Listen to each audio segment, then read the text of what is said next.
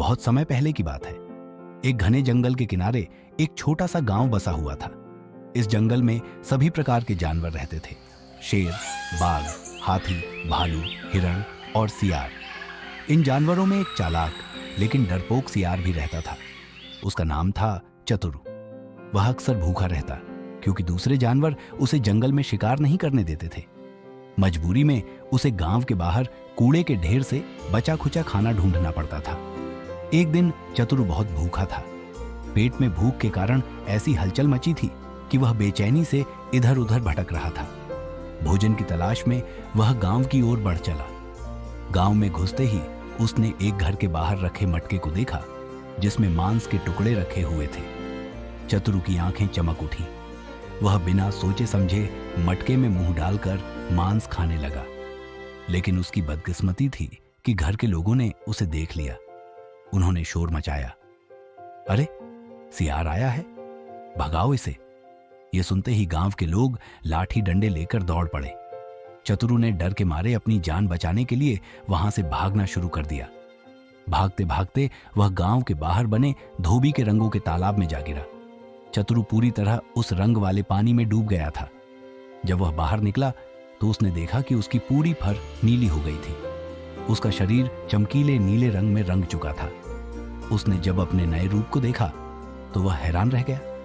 अरे, मैं तो बिल्कुल अलग दिख रहा हूं, उसने कहा, और एक योजना उसके दिमाग में आ गई।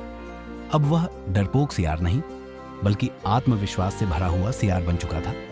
उसने जंगल में लौटने का निश्चय किया, लेकिन इस बार एक नया रूप और एक नई पहचान के साथ। जंगल में जब जानवरों ने उसे देखा तो सभी चौंक गए। कोई भी जानवर उसे पहचान नहीं सका। शेर, बाघ, भालू सभी हैरानी से उसकी ओर देखने लगे। शेर ने पूछा, तुम कौन हो? हमने कभी तुम्हारे जैसे प्राणी को नहीं देखा। चतुरु ने गहरी आवाज में कहा, मैं स्वर्ग लोक से भेजा गया राजा हूं। भगवान ने मुझे इस जंगल का राजा बनने के लिए भेजा है ताकि मैं तुम सबका भला कर सकूं। मेरा नाम है नीला राजा। अब से तुम सब मेरे आदेश मानोगे। उसकी अनोखी नीली फर देखकर सभी जानवर उसकी बातों पर यकीन कर बैठे। शेर ने भी सिर झुकाकर कहा, हे नीला राजा, हम आपकी सेवा करेंगे। धीरे धीरे नीला सियार जंगल का राजा बन गया। शेर और बाघ जैसे ताकतवर जानवर भी उसकी सेवा में जुट गए। सियार ने अपने लिए एक खास गुफा बनवा ली। शेर और बाघ उसके लिए शिकार लाते, हाथी उसके आराम के लिए पत्तों का बिस्तर बनाते और दूसरे जानवर उसकी सेवा में लगे रहते। नीला सियार रोज मस्ती में रहता, पेट भर खाता और आराम करता। लेकिन उसने एक सावधानी बरती। उसने कभी किसी सियार को अपने पास नहीं आने दिया। उसे डर था कि कहीं वे उसकी असलियत न पहचान लें। सब कुछ ठीक चल रहा था, लेकिन एक दिन सियारों का एक झुंड जंगल में घूमता हुआ उसकी गुफा के पास आया। शाम का समय था और आकाश में चांद निकल आया था। सियारों ने चांद को देखकर अपनी पारंपरिक आवाज में हू हू करना शुरू कर दिया। सियारों की आवाज सुनकर चतुरु अपने आप को रोक नहीं सका। वह भी अपनी आदत के अनुसार हुआ हुआ करके चिल्लाने लगा।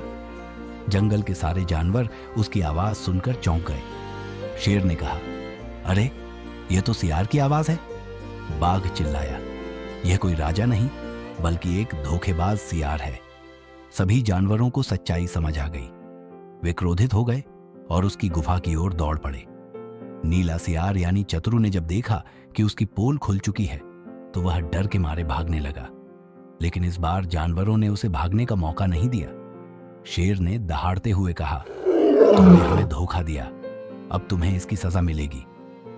सारे जानवरों ने मिलकर चतुरु को जंगल से बाहर भगा दिया। चतुरु की हालत खराब हो चुकी थी। भूखा और थका हुआ वह उसी तालाब के पास पहुंचा जहां से उसकी कहानी शुरू हुई थी।